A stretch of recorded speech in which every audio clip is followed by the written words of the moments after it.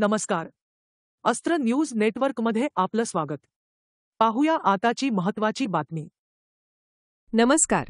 मध्य प्रदेशातील बुरहानपूर जवळ असलेला ऐतिहासिक असीरगड किल्ला आज आपल्यासमोर उभा आहे. दख्खनचा दरवाजा म्हणून ओळखला जाणारा हा किल्ला अनेक रहस्ये आणि आख्यायिका आपल्या पोटात घेऊन आहे.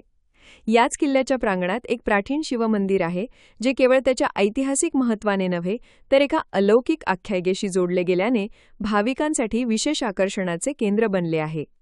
श्रावणातील पहिला सोमवार, शिवशंकराच्या भक्तीत तल्लीन होण्याचा दिवस. आज याच शिवमंदिरात शिवभक्तांनी आणि कावडयात्रींनी मोठी गर्दी केली आहे. पहाटेपासूनच भाविकांच्या रांगा लागल्या आहेत. हर हर महादेवच्या गजराने मंदिराचा परिसर दुमदुमून गेला आहे. प्रत्येक भाविकाच्या मनात श्रद्धा आणि भक्तीचा अनोखा संगम पाहायला मिळतोय. हेच ते प्राचीन शिवमंदिर, जिथे शतकानुशतके शिवशंकराची आराधना केली जाते. मंदिरातील शिवलिंगाचे दर्शन घेण्यासाठी भाविकांची अलोट गर्दी उसळली आहे. या मंदिराला एक अशी आख्यायिका जोडली गेली आहे, ज्यामुळे याची महती आणखी वाढते. असे मानले जाते की महाभारतातील सप्तचिरंजीवींपैकी एक असलेले अश्वत्थामा रोज रात्री इथे येऊन शिवलिंगाची पूजा करतात.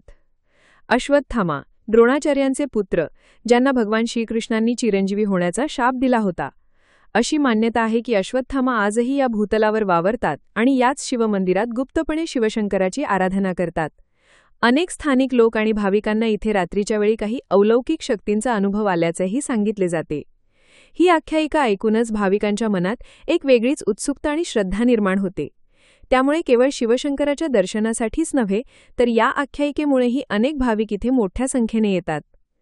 आजच्या पवित्र श्रावण सोमवारी शिवभक्तांनी आणि कावडयात्रींनी या शिवमंदिरात पूजा करून धन्यता मानली.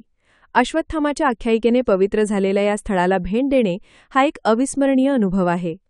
या आख्यायिकेतील सत्यता वैज्ञानिकदृष्ट्या सिद्ध नसली तरी कोट्यावधी भाविकांची श्रद्धा आणि भक्ती या मंदिराला एक वेगळेच चैतन्य प्रदान करते. मध्य प्रदेशातील असीरगड किल्ल्यातील हे शिवमंदिर आजही अनेकांसाठी श्रद्धा आणि कुतूहलाचे केंद्र बनले आहे.